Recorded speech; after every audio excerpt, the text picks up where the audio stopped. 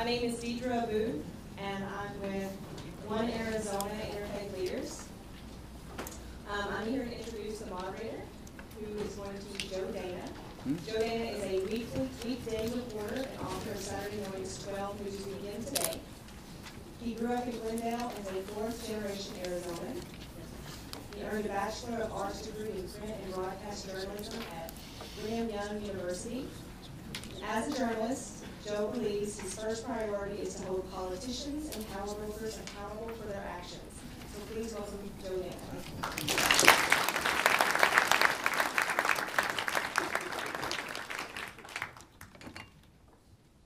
Thanks, Deidre. I appreciate the chance to be here, and I've never seen such a diverse group on this subject in one room, and it's great. I've been covering this for many years, really. And I've covered the immigration issue at the border. I've been down there several times, economic point of view, military, humanitarian, and a couple of very general conclusions I've come to is that everyone wants safe communities. Everyone wants a streamlined federal system that works. And everyone wants a stronger border. The question is, in what order should these things happen? And to what extent should they happen? And how? And we're going to talk about the how today as we look at some solutions for Arizona in particular. And to present who we have with us, I'd like to tell you about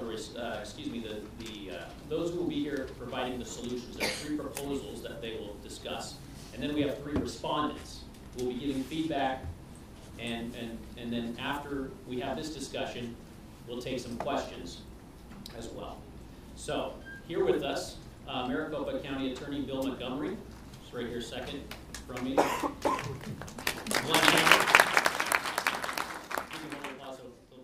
Glenn Hammer from the Arizona Chamber of Commerce and Industry is with us, and Reverend John Dorauer of the United Church of Christ. He has several churches in Arizona, New Mexico, and El Paso. And further down, we have Representative Russ Jones. He's also the co-chair of the Joint Committee on Border Security. Next, we have State Senator Adam Driggs. And at the end there, we have Todd Lanfried from the Arizona Employers for Immigration Reform. So thank you all.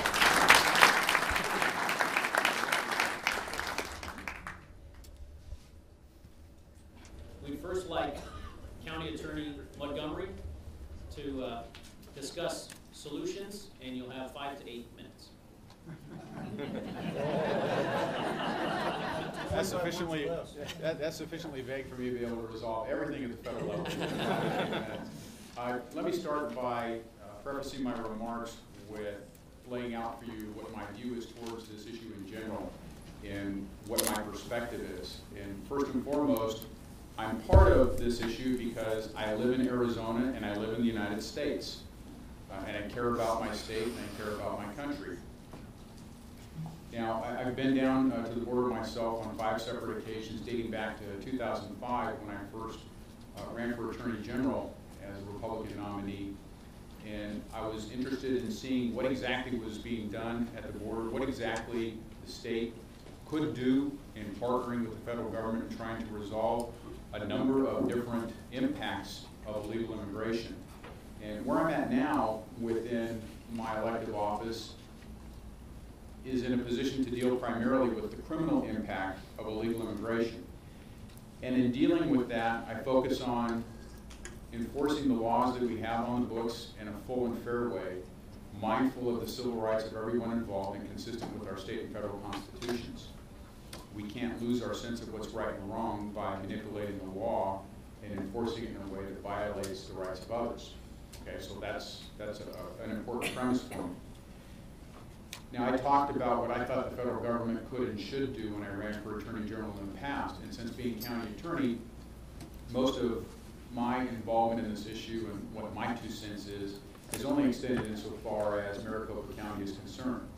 But given the fact that Arizona is the #1 thoroughfare for both human and drug smuggling into this country, and Maricopa County is a destination county for a lot of that conduct, what we wind up doing here and what the response is from the county attorney's office winds up becoming part of that conversation.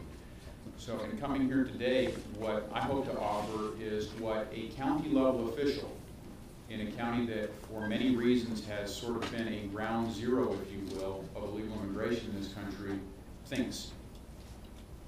Obviously, the ultimate solution to dealing with illegal immigration or legal immigration in this country is a federal responsibility. Nobody reasonably discussing this issue will deny that. So anything that we wind up doing is going to have to be coordinated and resolved at that level. Nonetheless, there still is and will always be a role for local and state officials and agencies to be involved in that, simply because the federal government cannot be everywhere all the time. If it was, we would have a very different kind of country than what we want. And we certainly don't want to go in that extreme direction either. So here's the idea. First, as with just about every, what I would say, serious proposal in addressing illegal immigration, we have to secure the border for three important reasons. First, it's a national security issue. From roughly 2006 to 2009, and by the way, all the information that I will quote from you comes from the Department of Homeland Security unless I identify the source otherwise. Between those 3 years, we had people apprehended at the border from just about every country in the world. That includes every country on the state-sponsored terror list and every country on the terror watch list. So there's a national security component involved here that we cannot ignore. And given the events over the recent week, or this past week, that reality of having an unsecured border, I think, hit home again with threats to exact revenge for killing Osama bin Laden. The second reason we need to do it is the criminal justice aspect. Drug cartels in the northern part of Mexico are here in Arizona. They're here in Maricopa County. And by not securing our border, we are providing an avenue for human and drug smuggling.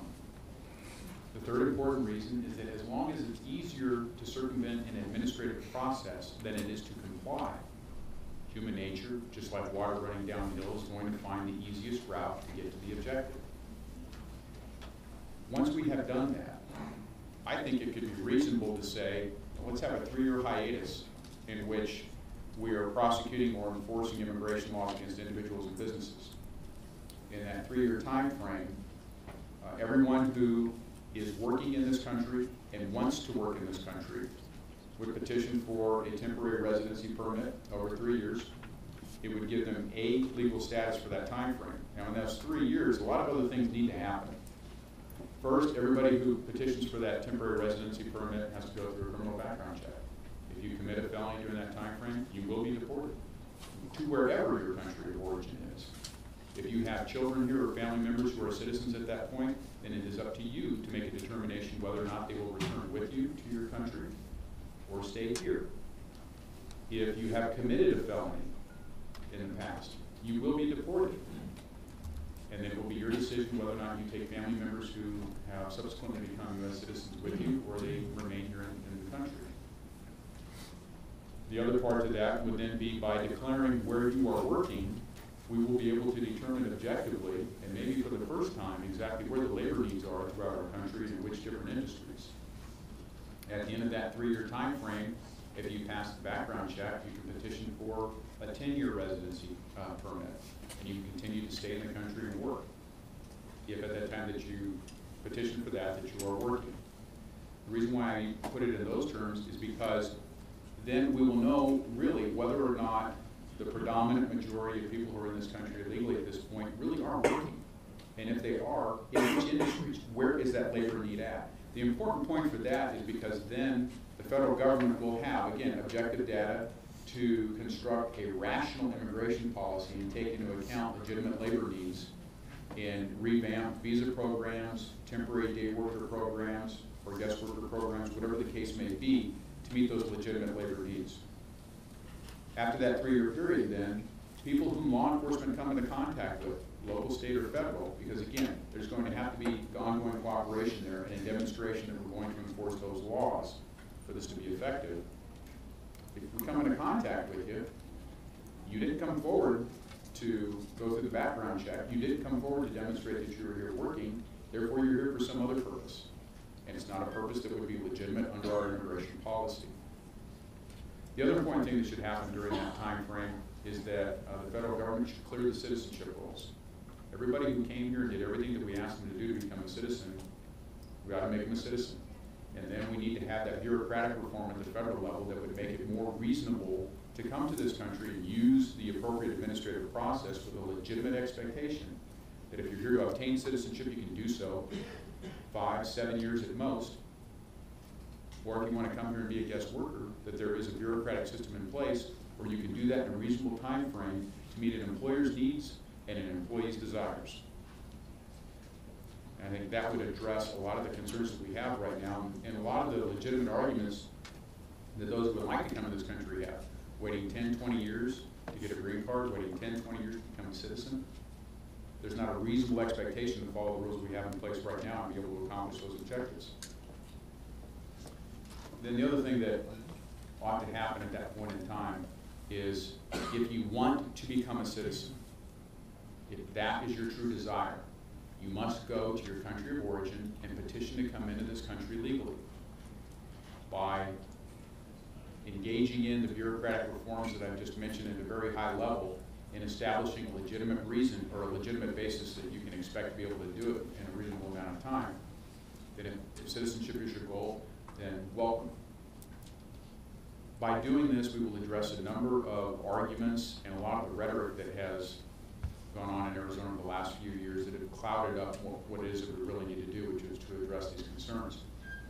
Those who think that everybody who came into this country before a date certain ought to be able to obtain citizenship ain't gonna happen. You should not be able to become a citizen if you broke the law. Being a citizen of the United States ought to be in a very cherished category. Unfortunately, those of us who were born here and were citizens by birth don't appreciate it as much, or in many instances, as those who want to come here and seek the way of life so many of us take for granted. On the other end of the spectrum, by allowing someone to petition to be here and continue to work without necessarily having to leave and come back for that, I think we lop off that end of the argument, because you're not going to be able to become a citizen unless you go through a proper process to do it. And then on the other end, those who say everybody who came here ought to become a citizen, well, that argument's not going to work either, because ultimately it rests on an individual choice as to whether or not you want to do that. I see my time is up, so if we just adopt all of those things I just mentioned, the problem is solved.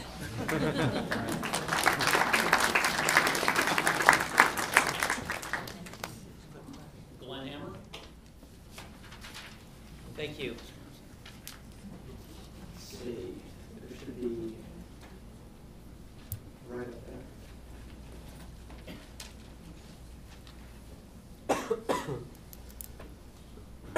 Well, the county attorney made a number of points that we in the business community would strongly agree with. And you know, one of the interesting things for me as I've been through this debate, this rodeo on more than one occasion, is that there really is a lot of common ground.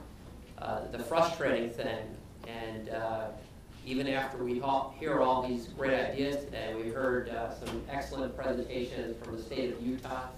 I know from Representative Jones and Senator Drake, we're going to hear some more good ideas. The frustrating thing is that until the federal government gets its act together, there's going to be a lot of frustration in terms of what actually, in terms of what can actually be accomplished.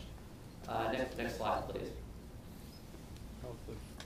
The clicker should be. Well, I can do it myself. I wasn't sure if it was going to magically happen or not.